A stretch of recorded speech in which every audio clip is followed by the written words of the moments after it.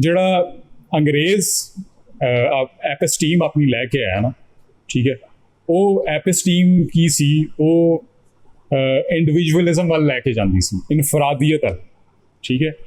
ਫਿਰ ਲੇਕਿਨ ਕਿਉਂਕਿ ਇੱਥੇ ਜਿਹੜਾ ਆਲਰੇਡੀ ਸਾਡਾ ਤਰੀਕਾ ਜਿਹੜਾ ਸੀ ਉਹ ਇੱਕ ਇਜਤਮਾਈ ਸੀ, ਲੇਕਿਨ ਉਹ ਕੀ ਲੈ ਕੇ ਆਇਆ, ਉਹਨੇ ਉਸ ਕਲੈਕਟਿਵ ਮੋਡ ਨੂੰ ਤੋੜਨ ਵਾਸਤੇ ਇੰਡੀਵਿਜੂਅਲਿਸਟਿਕ ਮੋਡ ਆਫ ਲਰਨਿੰਗ ਜਿਹੜਾ ਨਾ ਉਹ ਉਹਨੇ ਮੁਤਾਰਿਫ ਕਰਾਇਆ।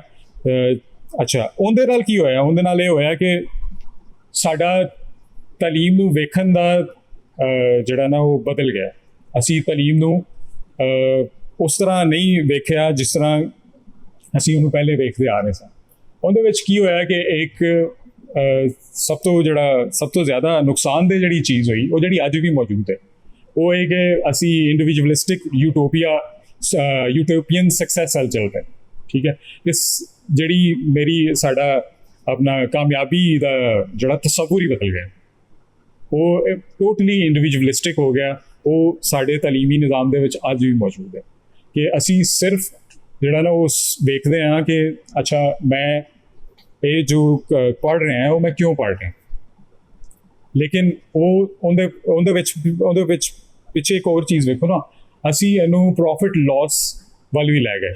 ਤਾਲੀਮ ਨੂੰ ਅਸੀਂ ਪ੍ਰੋਫਿਟ ਲਾਸ ਵੱਲ ਲੈ ਗਏ। ਪ੍ਰੋਫਿਟ ਲਾਸ ਦੀ ਵਜ੍ਹਾ ਤੋਂ ਇਹ ਹੋਇਆ ਕਿ ਅਸੀਂ ਇਸ ਨੂੰ ਸਿਰਫ ਪੈਸਾ ਕਮਾਉਣ ਵਾਸਤੇ ਜਾਂ ਇਸ ਨੂੰ ਰੋਜ਼ਗਾਰ ਹਾਸਿਲ ਕਰਨ ਵਾਸਤੇ ਇਹਨੂੰ ਇਸਤੇਮਾਲ ਕਰਨਾ ਸ਼ੁਰੂ ਕਰ ਦਿੱਤਾ, ਠੀਕ ਹੈ। ਉਹਨੂੰ ਬਿਲਕੁਲ ਹੀ ਜਿਹੜਾ ਕਿ ਤੁਸੀਂ ਕਹਿ ਲਓ ਕਿ ਅਸਲ ਦੇ ਵਿੱਚ ਜਿਹੜਾ ਤਾਲੀਮ ਦਾ ਤੱਤ ਸੱਤ ਹੈ ਉਹਨੂੰ ਅਸੀਂ ਭੁੱਲ ਗਏ। ਹਾਂਜੀ, ਉਹਨੂੰ ਜਿਹੜਾ ਨਾ ਅਸੀਂ ਇਸ ਤਰ੍ਹਾਂ, ਅੱਛਾ, ਜਦੋਂ ਅੰਗਰੇਜ਼ ਆਇਆ ਤਾਂ ਉਹਨੇ ਸਾਡਾ ਐਪਿਸਟੈਮਿਕ ਮਾਡਲ ਬਦਲ ਦਿੱਤਾ। ਉਹਦੇ ਵਿੱਚ ਇੱਕ ਬਹੁਤ ਜ਼ਿਆਦਾ ਚੀਜ਼ ਹੈ ਜਿਹੜੀ ਹੁਣੇ ਮੈਂ ਗੱਲ ਕੀਤੀ ਕਿ ਸਾਡਾ ਸਿੱਖਣ ਦੇ ਅਮਲ ਦੇ ਨਾਲ ਜਿਹੜਾ ਮੇਲ ਜੋਲ ਹੈ ਉਹ ਬਦਲਿਆ ਗਿਆ। ਉਹਦੇ ਵਿੱਚ ਇੱਕ ਬਹੁਤ ਵੱਡੀ ਜਿਹੜੀ ਚੀਜ਼ ਹੋਈ ਉਹ ਇਹ ਹੋਈ ਕਿ ਸਾਡਾ ਦੂਜੀਆਂ ਜਿਹੜੀਆਂ ਮਖਲੂਕਾਤ ਸਨ ਜਾਂ ਚੀਜ਼ਾਂ ਸਨ ਉਹਦੇ ਨਾਲ ਸਾਡਾ ਰਿਲੇਸ਼ਨਸ਼ਿਪ ਬਦਲ ਗਿਆ। ਰਿਲੇਸ਼ਨਸ਼ਿਪ ਕਿਵੇਂ ਬਦਲ ਗਿਆ? ਉਹਨੂੰ ਅਸੀਂ ਸਿਰਫ ਇਸ ਤਰ੍ਹਾਂ ਵੇਖਣਾ ਸ਼ੁਰੂ ਕਰ ਦਿੱਤਾ ਕਿ ਮੈਨੂੰ ਇਸ ਤੋਂ ਕੀ ਫਾਇਦਾ ਹੋ ਸਕਦਾ, ਠੀਕ ਹੈ।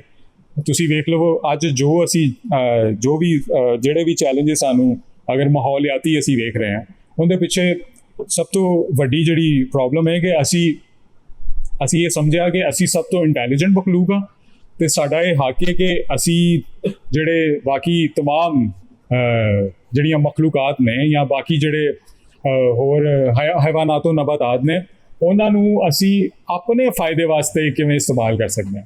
ਅੱਛਾ, ਅੰਗਰੇਜ਼ ਦੇ ਆਉਣ ਤੋਂ ਪਹਿਲੇ ਇਸ ਤਰ੍ਹਾਂ ਨਹੀਂ ਸੀ। ਅਸੀਂ ਕੋਹੈਬਿਟੇਟ ਕਰਦੇ ਸਾਂ, ਠੀਕ ਹੈ। ਅਸੀਂ ਜਿਹੜੇ ਸਾਡੇ ਰੁੱਖ ਸਨ ਉਹਨਾਂ ਨੂੰ ਵੀ ਅਸੀਂ ਆਪਣੇ ਪੁੱਤਾਂ ਵਾਂਗੂ ਹੀ ਉਹਨਾਂ ਨਾਲ ਅਸੀਂ ਜਿਹੜਾ ਸਾਡਾ ਉਹਨਾਂ ਨਾਲ ਸੰਬੰਧ ਜਿਹੜਾ ਸੀ, ਉਹਨਾਂ ਦਾ ਤਾਲੁਕ ਸੀ। ਅਤੇ ਜਿਹੜੇ ਜਾਨਵਰ ਸਨ ਉਹਨਾਂ ਨਾਲ ਵੀ ਸਾਡਾ ਆਪਣੇ ਆਲਾ ਜਿਹੜਾ ਮੇਲ ਵਰਤਨ ਸੀ। ਦੇਖੋ, ਅੰਗਰੇਜ਼ ਦੇ ਆਉਣ ਤੋਂ ਬਾਅਦ ਇਹ ਬਿਲਕੁਲ ਬਦਲ ਗਿਆ। ਅਸੀਂ ਜਿਹੜੀ ਤੁਸੀਂ ਈਵਨ ਦਨ ਕਿ ਲੈਂਡ ਨੂੰ ਵੇਖ ਲਓ, ਉਹਨੂੰ ਅਸੀਂ ਪਹਿਲੇ ਲੈਂਡ ਨੂੰ ਇਸ ਤਰ੍ਹਾਂ ਐਂਟਿਟੀ ਦੇ ਤੌਰ 'ਤੇ ਨਹੀਂ ਸਮਝਦੇ, ਠੀਕ ਹੈ। ਲੇਕਿਨ ਉਹ ਕੀ ਹੋਇਆ ਕਿ ਉਸ ਤੋਂ ਬਾਅਦ ਅਸੀਂ ਉਹਨੂੰ ਐਂਟਿਟੀ ਦੇ ਤੌਰ 'ਤੇ ਸਮਝਣਾ ਸ਼ੁਰੂ ਕਰ ਦਿੱਤਾ। ਉਹ ਫਿਰ ਉਸ ਤੋਂ ਬਾਅਦ ਤੁਸੀਂ ਵੇਖ ਲਓ ਅਸੀਂ ਦਰਿਆਵਾਂ ਨਾਲ ਕੀ ਕੀਤਾ, ਠੀਕ ਹੈ। ਅਸੀਂ ਜਿਹੜਾ ਬਾਕੀ ਜਿਹੜੇ ਜਾਨਵਰ ਨੇ ਉਹਨਾਂ ਦੇ ਨਾਲ ਅਸੀਂ ਕੀ ਕੀਤਾ।